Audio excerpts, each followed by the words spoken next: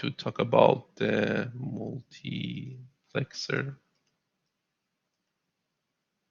and also the multiplexer, which is we will talk later. Let's start with multiplexer. Okay. So what is the multiplexer? So multiplexer is the module unit or the box that we usually there is some address bar or input as address, which is you consider that as an n bit. Okay, here I consider one smaller one, which is 4 by 1. I consider two address lines. So which is you label one A1, the next one A0. Okay. So in general case, these address bar could be n bits. Okay, n. So this example is we just consider n2. So that means you have two address bar. So and the input usually is 2 power n. Here n is 2, so the input will be 2 power 2, which is 4, right? So here I write usually the input is 2 power n. Here n is 2, so you have 4. So I give labels x0, x1, x2, x3. Okay. So this is actually the mux, right? This is a mux. We call that mux, and because it has 4 input, it is 4 by, and the output of the max is just 1. All the time is 1. No matter what's the n is, all the time is 1.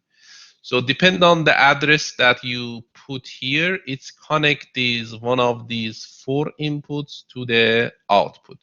For example, if I give 0, 0 to the address bar, it's connect x0 to output. If I give 1 for A0 and 0 for A1, it's connect X1 to the output. If I give A1 is 1, A0 is 0, it's connect X2 to the output. And if I give the both 1, it's connect X3 to the output. Okay. So that's usually used whenever you just have one pins and somehow you want to connect different inputs to the one output based of the address that you have. So that means these address tells which of these inputs should be connected to the output. So the 0, 0 should be x0, 1, 0, 1 should be x1, 1, 0 should be x2, and 1, 1 should be x3. Okay. So yeah, we call actually this, if I give this f, somehow I could make some table here, which is maybe, it's somehow you couldn't actually have that table, but I put one here. So see, you have A1, A0, which is definitely you could have 4 different cases, right? So if I put these f here, whenever you have 0, 0, the f, the output is x0. Whenever 0, 1, the output is x1. Whenever this is 1, 0, this is x2. Whenever it is 1, 1, f is x3. Somehow summarize how it works. So similar with decoder and encoder, you have one pins, which is we call that enable. So you could somehow guess how it's worked. Whenever that's active, which is with these dot tells it's active with 0. So whenever it's active, the multiplexer do its own job. That means based off these address, it's connect these x0 to the f. But whenever this is not active, that means it's not 0, the output actually will be 0 no matter what you have in your input. Okay. So this is the similar with the enable pins that we had in encoder and decoder. How you could make the multiplexer, what is the inside this box. So this is actually what you have inside that box. You have 4 AND gates. which is connected to the 1 OR gates.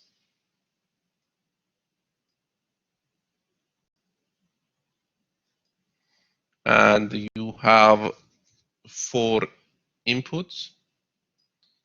One is connected to x0, one to x1, and one to x2, and one to x3.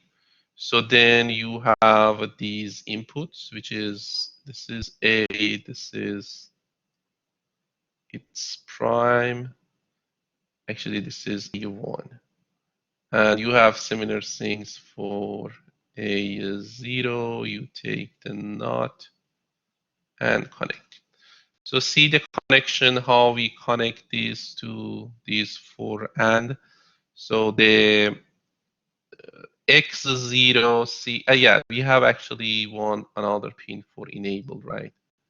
We actually put one NOT for these enable. To see if it works, that based off the explanation I had.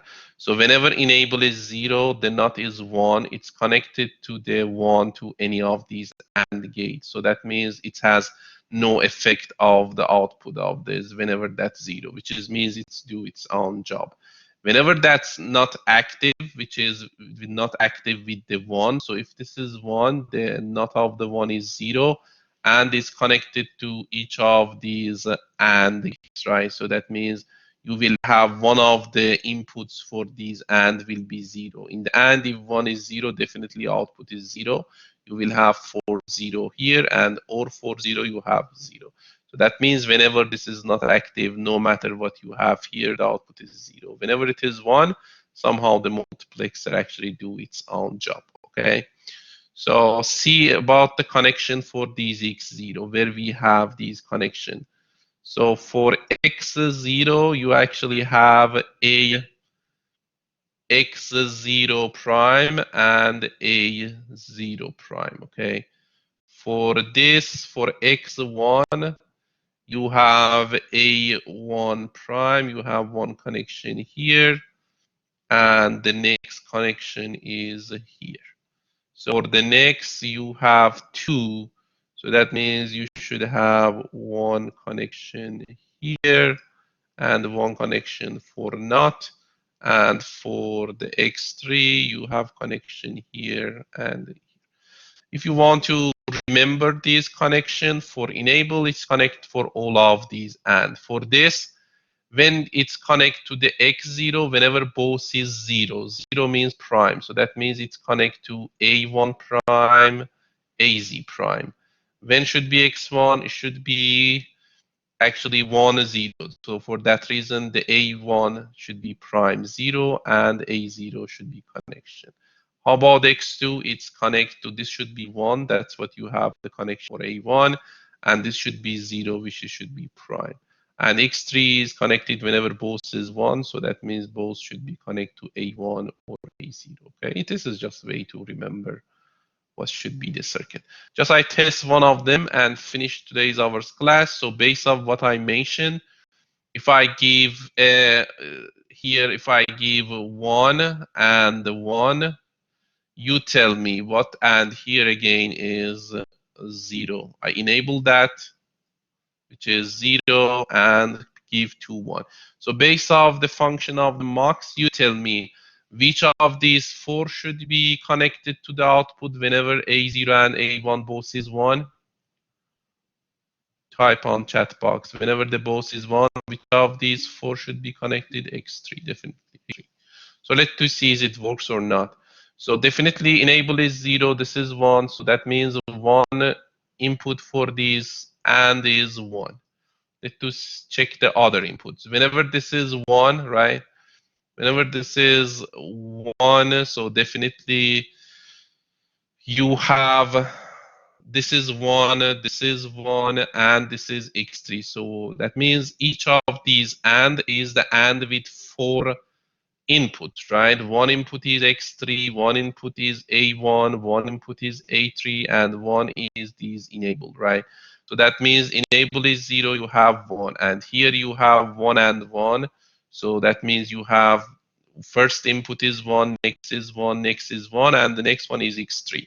So that means here you have x3 time 1 time 1 time 1 definitely will be x3, right? So you have x3 here, right? So how about the others? Because the others should be 0, right? So that means let's to check. Whenever this is 1 and 1, what you should have here. So here you should have 1 is not is 0. So that means here is a 0. So one input here is 0. Definitely this should be 0. And this is again 1, not half the 1 is 0, so definitely this is 0 input. 1 input is 0, it should be 0. How about this? This is 1. So again, the not of this connected to here. So it's not is a 0, right? So that means this is 0. So you have 3, 3, 0, or with x3. What it means? It means the output should be x3. Why? Because if x3 is 0, this is 0. If this is 1, this should be 1. So that means you have x3 in the output. You could check for all other cases and you will see all of them works. Okay. So this is how multiplexer works. So definitely this is 2 by 4 by 1. What should be the next? If I want to increase the inputs, what should be the next mux I could have? So if I put in, here we have n is 2. If n is 3, what should be the size of the mux if n is 3? I have mux, yeah, 8 by 1, definitely. If it's 4, it should be 16 by 1. All the time the output is 1. It's 5, 32 by 1. Depending on your needs, you should be actually able to find the right multiplexer for your purpose.